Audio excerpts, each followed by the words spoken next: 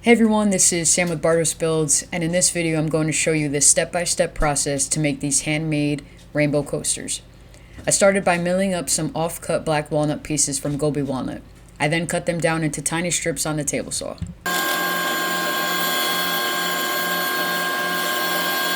If you have a really thin piece of wood that you want to run through the table saw to strip in half, here's what you do.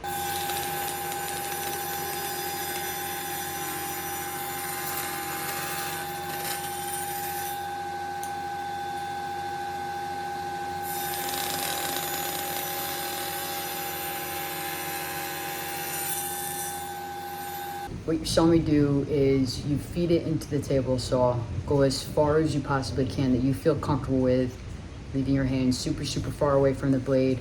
Go as far in as you can, take that same piece, flip it upside down, make sure the same side of the wood is running against your table saw fence, and run it through the other half. Your finger gets nowhere near the blade, and yeah, it works pretty well. With the strips cut down, I arranged them in groups together. I tried to put 7 strips in one grouping, but some of the groups only had 6 strips. Really, you can add as many or as little strips as you want during this time. It really all depends on what you want the final look of the coasters to be.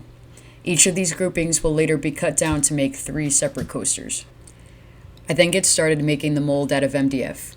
I start by cutting down the MDF to make the sides of the mold.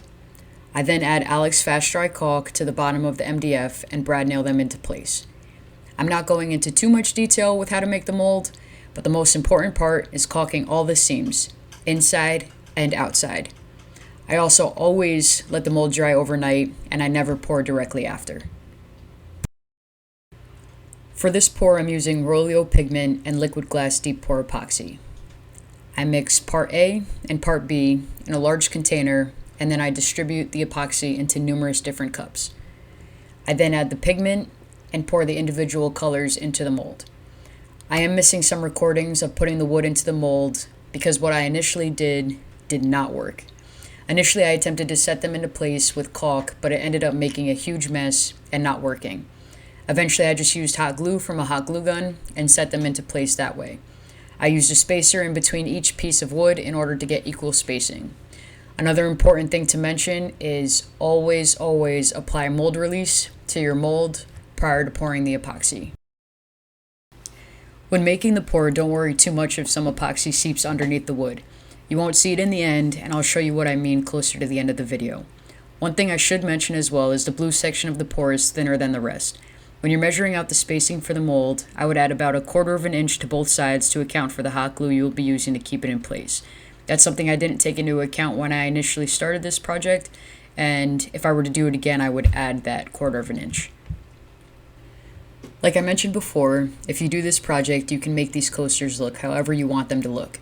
They don't have to be rainbow colors. In fact, the different combinations of what they can be are endless. After a few days in the mold, I begin the process of demolding them. With the mold release added prior to the pour, they should come off relatively easy. I just added a few shims underneath, gave a few taps with a hammer, and it should pop right off. With the sides, I took a tiny screwdriver, again a few taps with the hammer, and it should pop right off.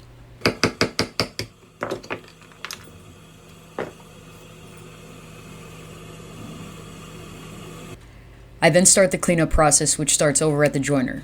You see the red thing located to the right of me? Yeah. Always have that on when you're using a joiner.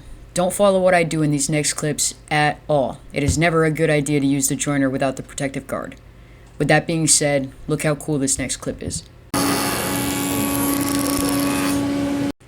I then bring the piece over to the miter saw and cut off the ends, which still had the remnants of the caulk.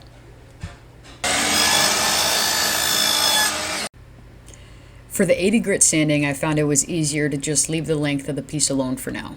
At this point, I'm just trying to get a clean, flat surface, and it's much easier to sand one long piece than 3 completely separate pieces. I then measure out approximately 3.5 inches and cut it to size on the miter saw.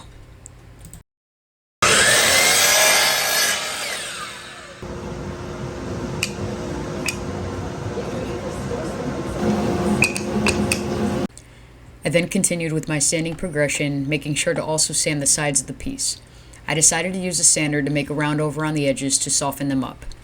This could have also been done on a routing table, however, I've not used one of those yet, and with the pieces being so small, I just wasn't ready to have that be my first time using one. Some of the pieces had defects on the faces. I circled the problem areas and mixed together a quick 5-minute epoxy. I applied the epoxy to the areas and set them aside to cure.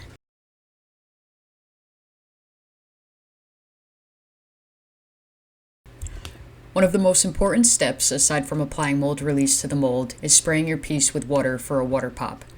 I water popped the piece right before the last squirt of my sanding progression, which for this project for me was 180. What this does is raises the grain, at which point you can sand it back down smooth. If you don't do this step, what can happen is when it is exposed to any liquid in the future, the grain will rise and cause your piece to feel hairy instead of smooth. I then get started with my finishing process. For the finish, I am using Odie's oil, as it is a food-safe oil. While I hope no one licks the bottom of their glasses after putting it on a coaster, it's better to be safe than sorry.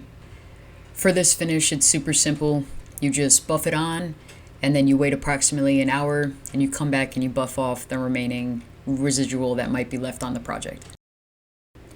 Like I mentioned earlier in the video, if some of the epoxy seeps underneath and blends together, don't worry about it.